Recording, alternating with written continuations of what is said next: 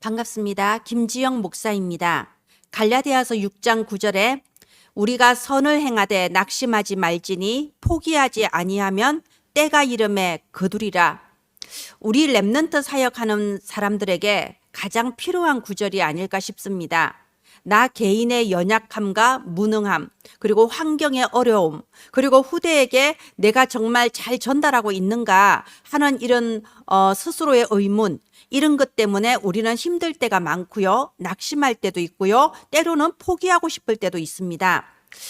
이렇게 12월 정도 되면요. 난 정말 자격이 없다. 나는 내년에는 이 주일학교 교사 그만둬야 되겠다. 이렇게 생각하시는 분들도 많을 거예요. 그러나 하나님의 그 위로와 약속의 말씀을 붙잡기를 바랍니다. 포기하지 아니하면 때가 이름에 거두리라.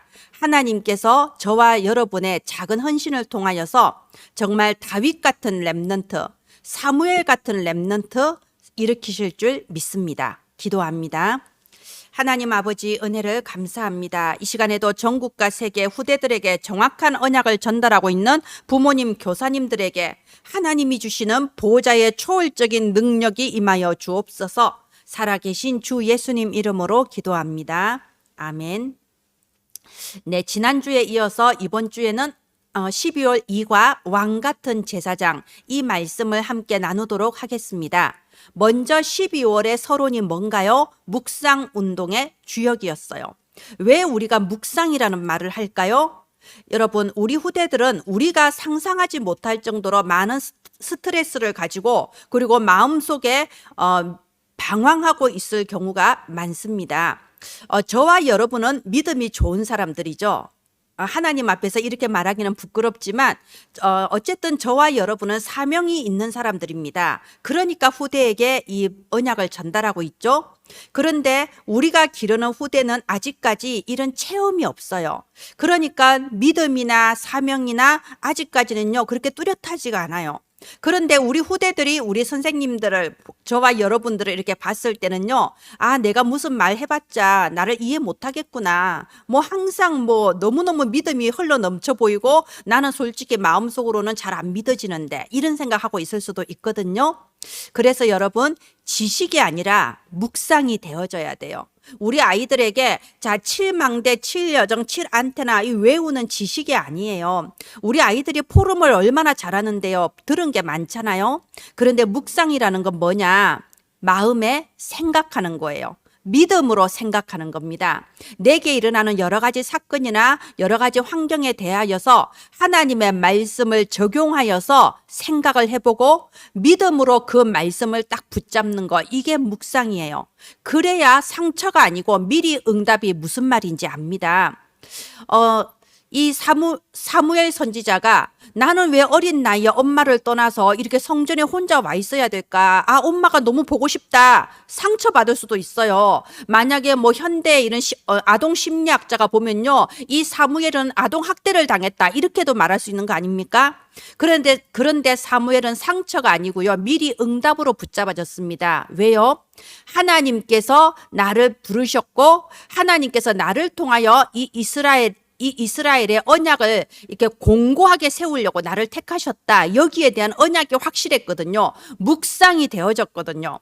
그러니까 지금 엄마를 떠나서 나 홀로 성전에 있는 이것이 상처가 아니라 하나님이 주시는 미리 응답으로 붙잡아질 수 있었던 겁니다.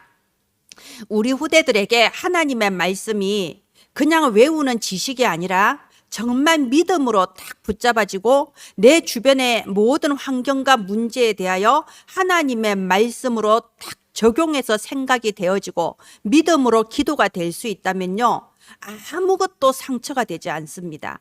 하나님께서 주시는 미리 응답으로 다 붙잡아질 수 있어요. 그래서 이 묵상은 뭔가요? 하나님의 말씀, 그리고 그 말씀 붙잡고 하는 기도로서 전 세계를 움직일 수 있는 비밀입니다. 그게 24, 25 영원이죠. 우리는 전 세계 움직일 수 없습니다. 우리가 할 수 있는 것은 24 묵상하는 기도밖에 없어요. 우리가 하나님의 언약을 정말 믿음으로 묵상하며 기도하는 이 24, 이게 우리가 할 수 있는 것이죠. 그러면 하나님께서는 25 보좌의 초월적인 능력으로 하나님께서는 하나님께 영광 올려드릴 영원한 작품을 남기게 하십니다. 이게 전 세계를 움직이는 비밀이죠. 그래서 우리는 우리 후대들에게 이 묵상을 전달하는 겁니다. 가장 먼저 묵상해야 될 것이 뭔가요? 예수는 그리스도. 예수님은 십자가에서 다 이루었다라고 했습니다.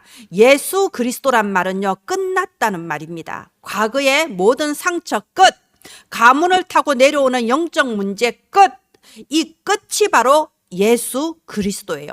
그러면 끝이 나야지 새로운 시작을 할 수 있는 겁니다. 예수 그리스도 안에서 모든 이런 과거의 상처와 저주와 재앙이 끝났어요. 하나님은 마귀의 머리를 완전히 쳐서 깨뜨리셨어요.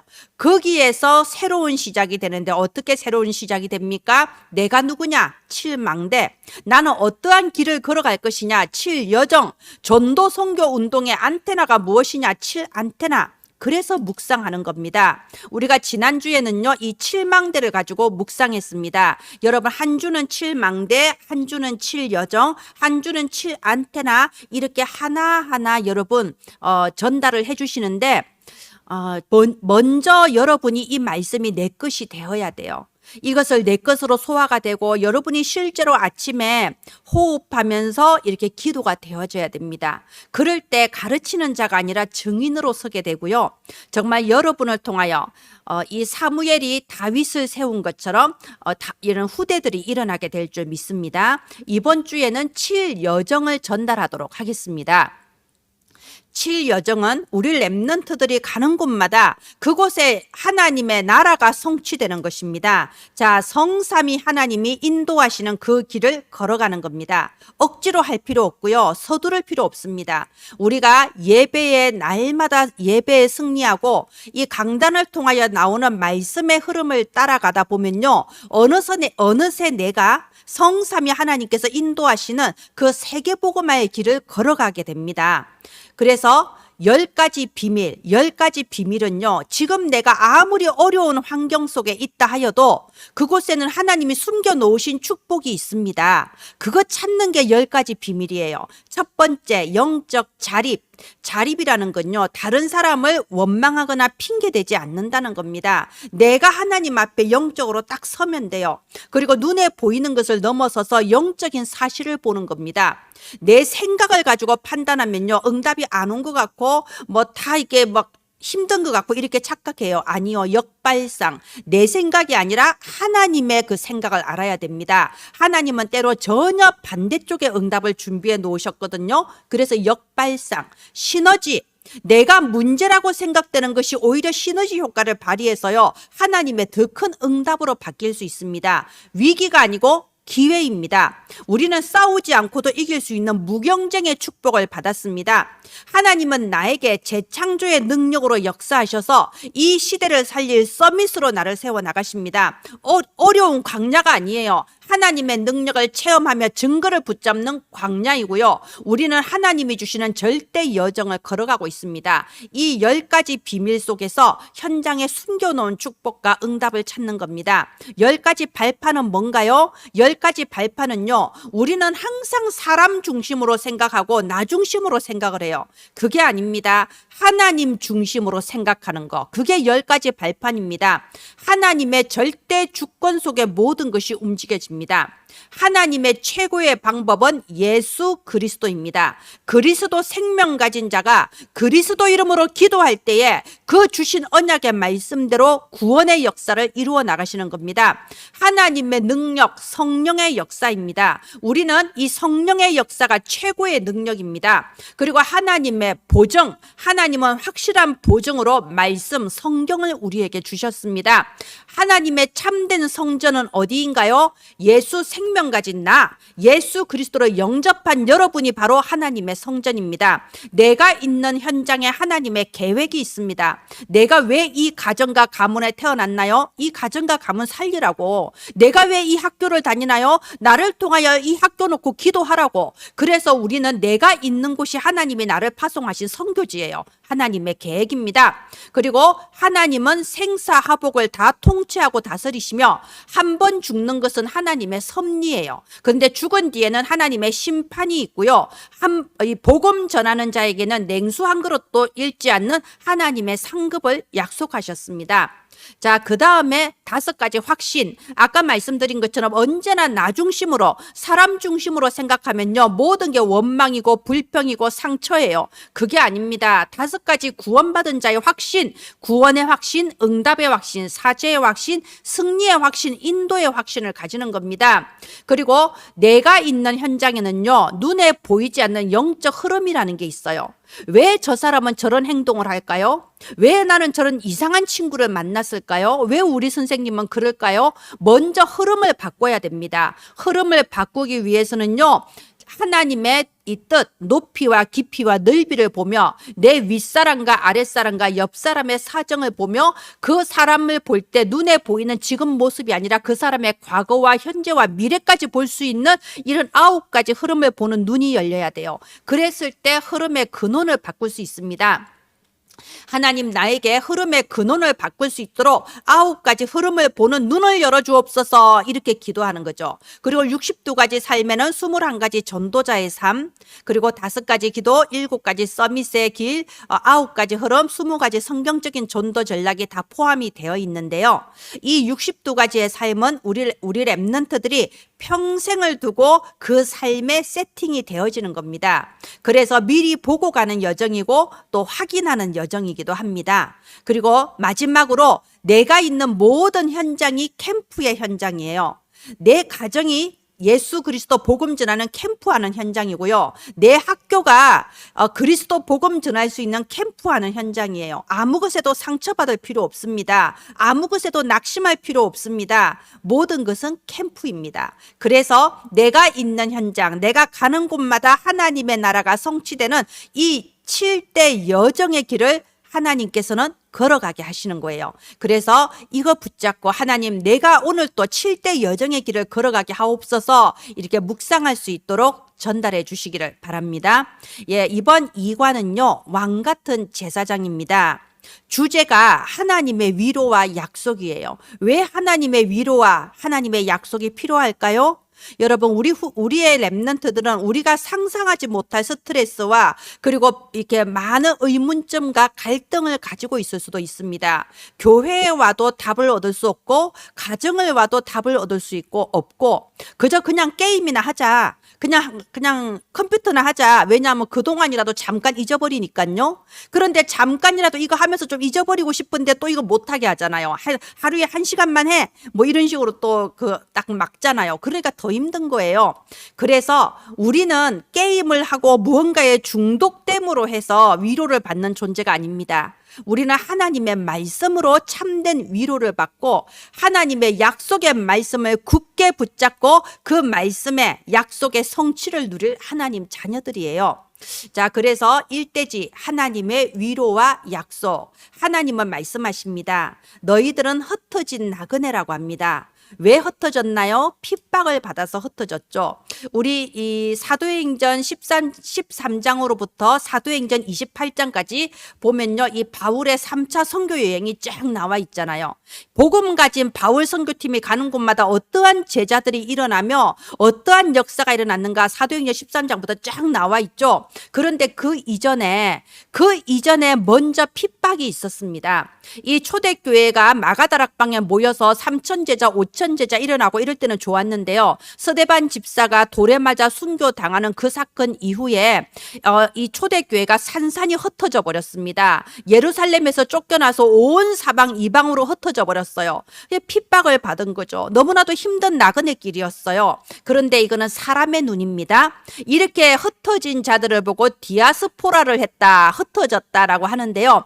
사도행전 11장 19절부터 20절 보면요. 이 흩어진 자들이 사도들이 두루 다니며 복음의 말씀을 전하는데 처음으로 이방인들에게도 복음을 전하는 거예요. 만약에 핍박이 없었더라면, 만약에 흩어짐을 당하지 않았더라면 여전히 예루살렘에서 유대인들끼리만 이렇게 복음 전하고 있었을 건데, 핍박이 왔고 흩어짐을 당함으로 말미암아 이방인들에게도 복음이 증거되어지고 마침내 선교하는 교회, 안디옥 교회가 딱 세워지지 않습니까? 이 복음이 여기에서부터 시작해서 저 로마까지, 땅 끝까지 이렇게 전파되는 이런 일이 벌어지죠. 그래서 너는 지금 핍박받는 게 아니야. 넌 지금 고난당하는 게 아니야. 넌 지금 나그네처럼 힘이 없고 흩어진 그런 사람이 아니야. 너는 하나님께서 택하신 남은 자, 렘넌트란다. 이것이 하나님의 위로와 약속입니다.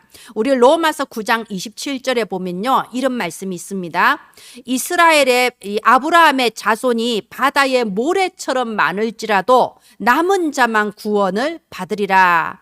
여러분, 아브라함의 자손이 하나님 주신 약속대로 진짜 바다의 모래처럼 많아졌잖아요. 근데 바다의 모래처럼 많아지면 뭐합니까? 그리스도 복음 놓치니까는 2000년 동안 방랑하고 2차 대전 때 나치에 의해서 그렇게 학살당하고 많은 고난에 당했잖아요. 여러분, 수가 많은 게 중요하지 않아요. 남은 자, 예수 그리스도 언약을 붙잡고 이 7대 망대, 7대 여정, 7대 안테나를 묵상하며 가는 남은 자가 바로 하나님의 택하신 렘넌트입니다. 너는 바로 그런 남은 자 렘넌트란다. 그래서 이대지가 내가 누구냐, 자녀의 신분을 바로 알으라는 겁니다. 하나님께서 우리 렘넌트에게 말씀하십니다. 너는 택하신 족속이요, 왕같은 제사장이요, 하나님의 거룩한 나라요, 하나님의 소유가 된 백성이다. 하나님께서 너에게 이렇게 축복하신 것은 지금 또 어둠 속에 있는 저 사람들에게 빛을 선포하는 자가 되라, 이겁니다. 한나가 항상 나는 왜 아들이 없습니까? 나는 왜 자식이 없습니까? 막 이렇게 울었잖아요. 전혀 언약과 상관없는 눈물을 흘렸던 거죠. 그런데 하나님은 이 시대 살리기를 원하시는구나. 우리나라에 계속되는 이 전쟁이라는 재앙을 끝내기를 원하시는구나. 하나님 내게 나시린을 주옵소서. 똑바로 언약을 붙잡았을 때 하나님은 사무엘을 통하여 전무후무한 응답을 주셨지 않습니까? 그것처럼 하나님이 너를 택하시고 지금 네가 이렇게 연약한 것처럼 느껴지고 어려운 것처럼 느껴져도 속지 마라. 너는 이 어두운 시대를 살릴 렘넌트란다. 빛을 선포하는 자란다. 그게 바로 너의 신분이란다. 그래서 3대지가 남은 시간표입니다. 여러분, 우리에게 하나님께서는요, 아직 남은 시간표를 준비해 두셨어요. 엘리야는요, 하나님 전 너무 힘듭니다. 다 끝났습니다. 저를 데려가 주옵소서 이렇게 말했지만 그건 엘리야 생각이고 하나님은 뭐라고 하셨나요? 아직도 남은 시간표가 더 많았던 거예요. 하나님은 엘리야를 통하여 7천 생도도 남겨뒀고 왕들도 세워야 되고 엘리야를 통하여 그 무엇보다 엘리사를 또 세우는 그런 남은 시간표를 준비해 두셨잖아요. 저와 여러분도 마찬가지입니다. 여러분 낙심하지 마세요. 여러 가지 어려운 환경 속에 내가 어떻게 무슨 자격으로 렘넌트를 길러, 난 진짜 내가 그만둬야 되겠다. 여러분 속지 마세요. 하나님은 남은 시간표를 더 크게 준비해 두셨습니다. 베드로후서 1장 12절 21절 보면요, 그리스도께서 지극히 큰 영광으로 오는 그날이 있다. 그때까지 거짓 선지자들을 조심해라. 여러분, 우리 렘넌트들이요, 이게 집을 나가서 또는 교회를 벗어나서 딱 한 발자국만 내디뎌도 거리에는 이단 사이비들이 가득해요. 신천지, 여호와 증인, 하나님의 교회, 이단 사이비들이 가득해서요, 정말 아주 합리성 있어 보이는 여러 가지 설명과 또 많은 사람과 돈과 세력을 가지고 우리 후대들을 속입니다. 마치 그것이 진리인 것처럼 속이고 있어요. 거기에 이 그리스도의 복음의 빛을 딱 비추고 우리 아이들을 위해서 방패막이 되어줄 수 있는 건 여러분밖에 없습니다. 그래서 베드로후서 3장에 보면요, 낙심하지 말고 실망하지 말고 반드시 올 그 하나님의 나라를 사모하면서 간절히 바라보고 기다리라고 되어 있습니다. 네, 마지막 결론입니다. 전도의 이정표. 우리 후대들은요, 영원히 전도하고 선교하며 세계복음할 후대들입니다. 그래서 이정표를 알아야 돼요. 먼저 어떻게 시작해야 되냐? 정확한 언약을 붙잡고 시작해야 돼요. 이 한나가 정확한 나실인 언약 붙잡았을 때 하나님의 역사가 시작됐지 않습니까? 그렇다면 우리 랩런트들이 난 하나님 자녀야, 난 뭐 이미 구원받았는데 뭐 하나님 알아서 하시겠지, 이게 아니고요. 이 예수 그리스도 언약과 777 이 기도를 묵상하시면서 정확한 언약을 붙잡고 기도하게 해야 됩니다. 그래서 시작이 되는 거죠. 문제가 올 수 있습니다. 문제가 오면요, 아까 우리 7대 여정에 나왔잖아요. 다른 사람 핑계대고 뭐 원망하고 상처받고 그럴 필요가 전혀 없어요. 10가지 비밀, 10가지 발판, 5가지 확신, 이렇게 7대 여정을 묵상하면서 다시 근원으로 돌아가는 겁니다. 우리가 여호와께 돌아가자 이러면서 미스바 운동을 일으켰잖아요. 오직 예수 그리스도 언약 붙잡고 다시 한번 하나님께로 돌아가는 겁니다. 그리고 그랬을 때 저와 여러분을 통해서 또 우리 후대를 통하여서 정말 너는 칼과 창과 단창으로 내게 나오지만 나는 만군의 여호와의 이름으로 나아간다. 담대하게 그리스도 복음 붙잡고 나아가서 이 시대와 세계의 빛을 비출 다윗 같은 후대가 세워질 줄을 믿습니다. 네, 이 학원보고만 메시지 왜 우리가 전달해야 되나요? 여러분, 이 학원보고만은요, 창세기부터 요한계시록까지 유 목사님이 차근차근 이렇게 풀어나가는 게 학원보고만 메시지예요. 그리고 지금 현재 나오고 있는, 지금 나오는 언약의 흐름이 다 들어가 있는 게 학원보고만 메시지입니다. 그럼 이걸 미뤄놨다가 10년 뒤에, 20년 뒤에 전달하는 게 말이 됩니까? 좀 더 크면은 전달해야지. 그거 아니에요. 지금 전달해야 돼요. 이번 달 나오는 랩넌트 데이에 나오는 학원보고만 메시지를 매주 우리가 증인이 되어서 후대들에게 전달하는 겁니다. 여기에 여러분 저희가 좀 도움이 되고자 어린이 선교국 홈페이지에 학원보고만 PPT를 매주 올리고 있습니다. 여러분들이 있는 현장에서 하나님의 자료로 활용해 주시기를 바랍니다. 기도합니다. 하나님, 은혜를 감사합니다. 우리는 할 수 없으나 우리가 할 수 없는 일을 행하시는 보좌의 초월적인 능력을 체험케 하여 주시옵소서. 우리의 후대들이 237 나라 복음의 빛을 발하는 절대 망대들로 서게 하소서. 살아계신 주 예수님 이름으로 기도합니다. 아멘. 감사합니다.